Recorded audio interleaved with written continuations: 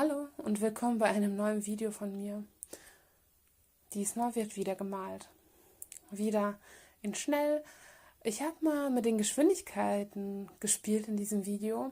Falls euch das gefällt oder auch nicht gefällt, meldet euch. Ich versuche mich gerade an Bildbearbeitung und spiele mit den Funktionen des Programms herum und versuche mir das so einzueignen, um auch die Videos irgendwie netter und ansprechender zu gestalten. Bin über Rückmeldungen immer erfreut. Was ich diesmal male, das habt ihr schon gesehen, es ist ein Eichhörnchen oder ein Eichkätzchen oder ein Eichkaterchen, wie man das bei euch in der Region auch nennen mag. Ach, so schöne, fluffige Tiere. Wie ich auf die Idee kam, das zu malen? Jeden Morgen beim Spaziergang mit dem Hund sehe ich an immer der gleichen Stelle ein Eichhörnchen von einem Garten in den Wald rennen. Es kreuzt unseren Weg, klettert auf den Baum und beobachtet uns. Also so ein dickes, fettes, rotes Eichhörnchen und so unglaublich niedlich, dass ich es nun einfach nicht ausgehalten habe und es malen wollte. Ich habe wieder in meinem kleinen A5 Moleskine Sketchbook gemalt und habe nur die Palette der Decadent Pies von Prima Marketing benutzt. Sie hat neutrale Töne, Metallicfarben und eine Perlfarbe, die ich zuerst für weiß hielt. Deswegen leuchtet der Baum am Ende auch ein bisschen. Naja, auf jeden Fall hat es hauptsächlich neutrale Töne, so ein rötliches Braun hat es, ein wunderschönes Grün, ein Indigo, wobei Prima Marketing die Farben anders benennt. Das sind jetzt die Farben, die ich erkennen würde, was die quasi wie sie in anderen Paletten heißen würden oder wie die Farbtöne in anderen Paletten heißen würden. Es hat einige wunderschöne Farben, man kann mit denen wunderbar neutrale Töne mischen. Es sind sehr, sehr, sehr schöne Farben, aber man findet da eben kein knalliges Pink. Man hat auch nichts, um ein knalliges Pink oder ein knalliges Rot oder sogar ein knalliges Gelb zu mischen. Wofür die Palette gut funktioniert, ist eben Tiere, Fellfarben, natürliche, abgeschwächte Töne. Auch Hautfarben kann man damit ganz gut gestalten. Ich mag die Palette ganz gerne. Wenn man so eine begrenzte Auswahl an Farben hat, es ist ja relativ begrenzt, dadurch, dass die Farben ein gewisses Spektrum nur abdecken, aber sind eben trotzdem 12 Pfännchen vorhanden. Von den Metallic-Farben ist ein Perlweiß drin, ein Silber, ein Gold und ein Kupfer. Die Metallic-Farben glänzen nicht so stark, wie ich das von anderen Marken kenne, zum Beispiel von den Fine-Tech-Farben von Coliro, die ich selbst nicht habe, aber die ich bereits gesehen habe, oder auch von den Kuretake Gansai Tambi Starry Colors sind die Metallic-Töne, die ich habe. Die sind viel, viel glänzender und metallischer, wenn man sie aufträgt. Am Ende benutze ich auch das Gold für das Eichhörnchen aus dieser Palette und ihr könnt sehen, wie deckend das Gold ist und wie wenig glänzend es eigentlich ist. Der Vorteil dieses Goldes ist, wenn man das Bild am Ende einscannt, sieht es nicht ockerbraun aus, sondern gelblich. Wenn ich das mit glänzenderem Goldfarben mache, wenn ich sie dann einscanne, sieht es braun aus hauptsächlich. Ganz zum Schluss werde ich noch weiße Tinte benutzen von Winsor & Newton für Highlights und die kleinen Härchen, die das Eichhörnchen braucht, um wirklich fluffig zu sein. Als Pinsel habe ich benutzt den Silver Black Velvet Brush in Größe 6 und einen ganz kleinen Detailpinsel, lasst mich nicht lügen, entweder 0 oder 000 von Winsor & Newton. Beide Pinselgrößen nehme ich abwechselnd und meistens eben für diese Detailarbeiten mit der weißen Tinte. Falls ihr Fragen zu den Utensilien habt, meldet euch. Ich beantworte alle Fragen gerne. Ich verlinke die Utensilien auch nochmal in der Infobox. Das Maskierband ist vom Action. Ich habe bemerkt, dass es auf unterschiedlichen Papieren unterschiedlich gut hält. Auch im Moleskine Sketchbook selbst hält es, wie ihr bereits in anderen Videos schon gesehen habt, zum Beispiel bei den Mäusen, manchmal sehr schlecht. Diesmal hat es perfekt funktioniert. Es gab einen sauberen Rand und nichts ist drunter geflossen. Und ich bin mir nicht sicher, woran das genau liegt bei diesem. Also es könnte am Papier liegen, dass das Maskierband unterschiedlich reagiert. Außerdem habe ich Maskierflüssigkeit von Winsor & Newton benutzt. Die habe ich mit einem ganz dünnen, mit einem Synthetikpinsel vom Action aufgetragen, aus diesem blauen Set. Das sind relativ günstige Pinsel, Synthetika, deswegen ist es mir auch nicht so schade, wenn die verkleben am Ende.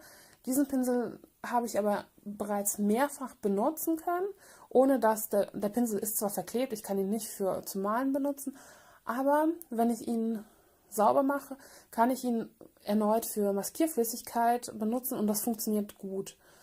Die Maskierflüssigkeit von Winsor & Newton ist relativ flüssig, lässt sich mit dem Pinsel gut und dünn auftragen und bei mir bisher gut auch abrubbeln.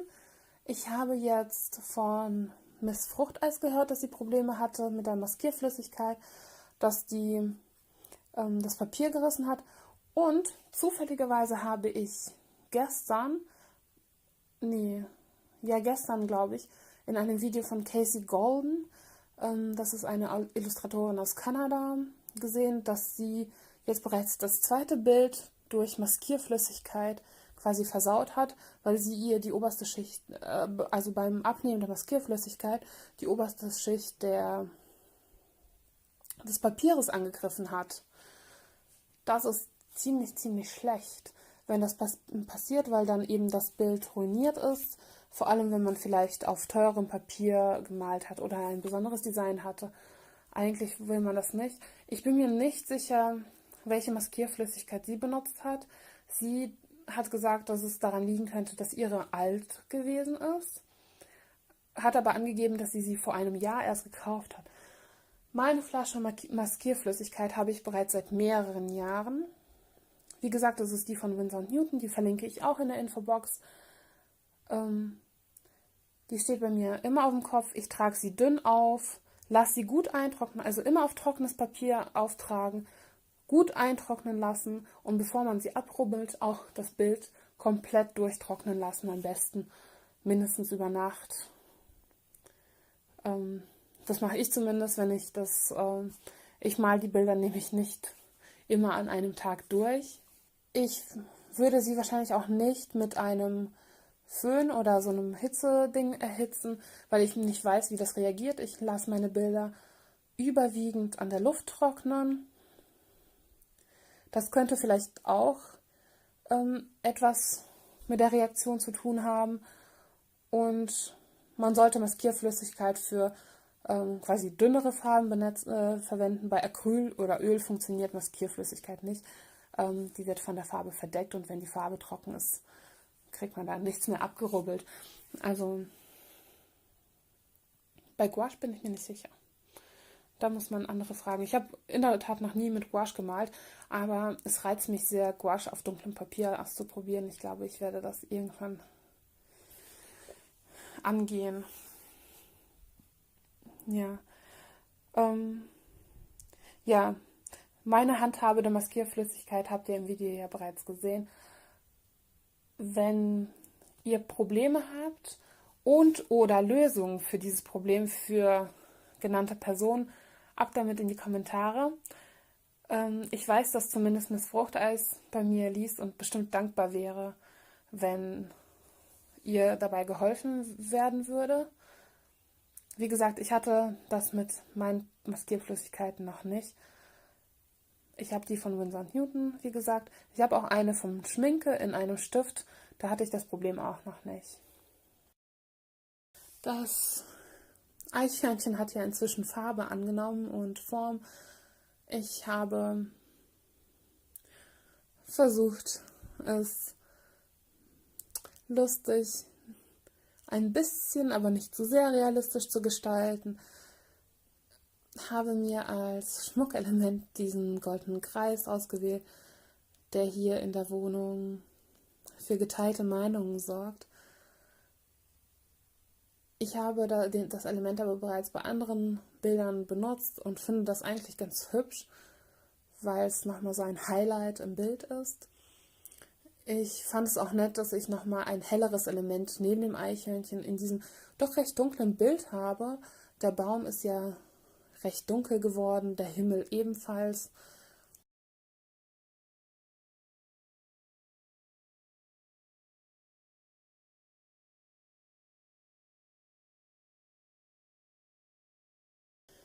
Oft ist ja Kunst etwas, das sehr von Launen beeinflusst wird. Und ich finde es auch gut, wenn man das den Bildern ansieht. Jeder, der malt oder gestaltet, hat da seine eigenen Herangehensweisen und seine eigene Art, Dinge, Stimmung etc. zu verarbeiten. Und ich finde es immer wunderbar, wenn sich das in den Bildern so niederschlägt, dass man das erkennen kann. Erst kürzlich, also Kunst ist ja nicht nur etwas, das ich tue, ich konsumiere Kunst auch gerne sozusagen. Ich gucke mir Videos an und aber auch Bilder. Und da habe ich ein bisschen rumgestöbert und habe ich glaube, es ist eine Dame, eine wunderbare Dame getroffen, die wirklich schöne Illustrationen macht. Auch die kann ich, Odeum heißt sie, kann ich in der Infobox verlinken. Also alle, die ich benenne, verlinke ich auch in der Infobox. Und wir hatten eine nette Diskussion über Papiere, Aquarellpapiere und Bearbeitung oder Nachbearbeitung von Aquarellbildern digital nach dem Einscannen, damit man zum Beispiel die Papierstruktur nicht sieht etc. Und ich hatte so eine ganz, ganz nette Diskussion mit ihr über eine ihrer Illustrationen. Sie hatte nämlich einen Formwandler gemalt und das Bild war ein bisschen creepy. Aber eigentlich total schön und nett. Und das habe ich so kommentiert und fand es ganz witzig, dass es genau das war, das sie quasi rüberbringen wollte. Und ich fand es so nett, dass es auf den Punkt genau so bei mir ankam. Das ist natürlich auch was, das ich manchmal hoffe weiterzugeben. Zwar male ich nur Tiere oder überwiegend Tiere, weil sie mir gerade sehr viel Freude bringen, weil ich die Strukturen mag. Ich mag das Weiche, der Oktopoden, diese fließenden Bewegungen, auch der Fische. Ich mag dieses Fällige an zum Beispiel Mäusen und den Eichhörnchen. Das macht mir schon viel Spaß. Ich mag es, mit Licht und Schatten zu spielen, wenn ich zum Beispiel Glas male, also diese Flaschen oder Gläser, die ich bereits gemalt habe, oder Wasser. Von daher, für mich selbst schwingen immer Stimmungen mit bei dem, was ich mache. Das liegt oft an der Wahl der Palette, der Farbwahl, der Zusammenstellung des Motivs. Und wenn man das selbst malt und dann in die Welt trägt, weiß man ja nie, wie das ankommt. Und also die Reaktionen sind bisher quasi nur positiv, was ich ziemlich schön finde. Dankeschön dafür. Aber wenn man das erstellt, weiß man eben nicht, wie das ankommt.